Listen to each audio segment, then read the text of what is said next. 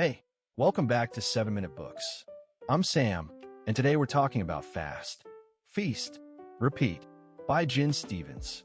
Sophie, I have to ask, what's the first thing you think of when someone says intermittent fasting? Honestly, I think of skipping breakfast and being hangry by noon. But this book totally reframed it for me. It's not about deprivation at all. It's about working with your body's natural rhythm, not against it. Right, and that's what surprised me most. I expected a diet book, but it's really a book about biology and habit. She starts with this idea that we've been conditioned to graze all day, and that's actually messing us up. Exactly. She calls it the snackification of our culture. We went from 3 meals a day to constant eating, and our bodies weren't designed for that. When you eat, you're in storage mode. When you fast, you're in burning mode. So when I'm sitting at my desk with a bag of chips at 3 p.m., I'm telling my body to store stuff, not burn it. That makes sense when you put it that way. And the key is what she calls a clean fast. During your fasting window, you can only have water, black coffee, or plain tea. No cream, no sweetener, nothing. Because even a little bit of insulin can kick you out of fat-burning mode. Even artificial sweeteners? I thought those were safe. That's what I thought too, but she says they can confuse your body and trigger cravings. The goal is to give your digestive system a complete break, not just cut calories. Okay, so now I'm thinking, which fasting schedule is the right one? She covers a bunch, right? She does. There's the 16:8, where you fast for 16 hours and eat in an 8-hour window. Then there's 18:6, 20:4, even alternate day fasting. But she's clear that there's no one-size-fits-all. You have to experiment. So it's not about being miserable for the sake of a number. It's about finding something you can actually live with. Exactly. She suggests starting with something manageable, like a 12-hour overnight fast, and gradually extending it as your body adapts. The goal is to learn the difference between true hunger and just wanting to eat out of habit. And that's where the psychology comes in.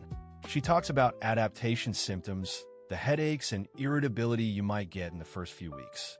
It's your body learning to switch fuel sources.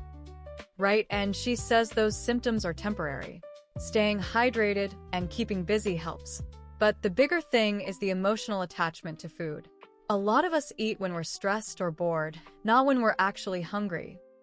So fasting is almost like a workout for your willpower, but in a good way. It creates space between the cue and the response. And that's why she's so big on feast windows. When you do eat, you should eat satisfying, nutritious meals. She's against calorie restriction during your eating window because if you undereat, you'll be starving during your fast, and it's unsustainable. So you're not supposed to count calories at all? No, she says to eat until you're satisfied, focusing on protein, healthy fats, and veggies. Whether you're low-carb or Mediterranean, the principles adapt. She also busts some myths, right? Like the one about breakfast being the most important meal of the day. Oh, she goes after that hard. She points out that the research is largely funded by cereal companies and isn't solid. Fasting actually boosts your metabolism by increasing norepinephrine, so it doesn't slow down like people fear. And what about all the health benefits beyond weight loss? She talks about autophagy, doesn't she? She does. That's when your cells clean out damaged parts and recycle them. It's linked to longevity and reduced disease risk. Plus, fasting improves insulin sensitivity, reduces inflammation, and even boosts brain health. It's not just about looking good in jeans. It's about your whole body working better. Exactly. And she's careful not to overpromise. She says to talk to your doctor first, especially if you're on medication or have health conditions. Fasting isn't for everyone, like pregnant women or people with a history of eating disorders. That's good to know. But for those of us who can do it, the social aspect is a big hurdle. What does she say about that? She says, be flexible. If there's a dinner party, adjust your window. Sometimes you decline food politely and enjoy the company. One social event doesn't undo your progress. And what about family or friends who think you're crazy for skipping breakfast?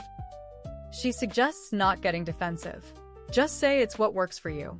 Consistency over time matters more than any single meal. I also love the idea of gut rest, giving your digestive system a break so it can repair and regenerate. Yes, that's a huge part of it. When you're not constantly digesting, you reduce bloating and support a healthy gut microbiome. So, what's the one thing you're taking away from this book?